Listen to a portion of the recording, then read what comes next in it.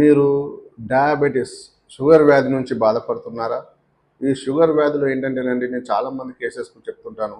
Sir మాకు sugar levels అనేటివి ఒకసారి పెరుగుతున్నాయి, ఒకసారి తగ్గుతున్నాయి అంటుంటానండి. షుగర్ లెవెల్స్ ఎప్పుడు ఒకలా ఉండవండి. ప్రతి నెల మారుతూ ఉంటాయి షుగర్ లెవెల్. ఇప్పుడు ఈ నెల కొంచెం మన మైండ్ ప్రశాంతంగా ఉందనుకోండి, మీ షుగర్ నార్మల్ వచ్చేస్తుంది. ఏదైనా కొంచెం టెన్షన్ పడ్డా, స్ట్రెస్ పడ్డా, ఎక్కువ ఆలోచించినా, మీరు ఎక్కువ టెన్షన్ పడ్డారనుకోండి, మీరు అప్పుడు చేస్తే కొంచెం షుగర్ లెవెల్స్ పెరుగుతాయి. కాబట్టి ఎప్పుడు షుగర్ లెవెల్స్ ఒకలా ఉండవు. కానీ కాంప్లికేషన్స్ మాత్రం చాలా జాగ్రత్త పడాలి మీరు. సార్ మాకు షుగర్ లెవెల్స్ బాగానే ఉన్నాయి, షుగర్ లెవెల్స్ నార్మలే ఉన్నాయి, కానీ మాకు కొన్ని రకాల ప్రాబ్లమ్స్ తగ్గట్లేవు సార్. అరికాల్లో మంటలు తగ్గట్లేవు, కంటి చూపు మందగించడం తగ్గట్లేదు, కొంచెం కిడ్నీల మీద ఎఫెక్ట్ పడుతుంది, మూత్రం సరిగ్గా రావట్లేదు, ఇవన్నీ చెప్తుంటారండి. మూత్రం ఎక్కువసార్లు వెళ్ళాల్సిన అవసరం ఏర్పడుతుంది అని చెప్తుంటారు. ఇవన్నీ కారణాలు మనం మెయిన్గా తీసుకోవాలి.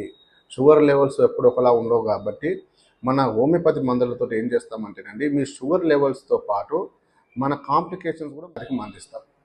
ఇప్పుడు అరికాల మంటలు ఉన్నాయి, దానికి ఇక్కడ కూడా మనకు మందు లేదు బయట. టెంపరీగా కొన్ని ఇంజెక్షన్లు, విటమిన్ సంబంధించిన ఇంజెక్షన్లు, బీటీలకు సంబంధించిన మెడిసిన్స్ కొన్ని ఇస్తారు. దానివల్ల అంత ఉపయోగం ఉండదు. కానీ మన హోమియోపతి విధానంలో, మన కాన్స్టిట్యూషనల్ పద్ధతిలో ఈ అరికాల మంటలకు మనం శాస్త్ర పరిష్కారం చేసుకోవచ్చండి.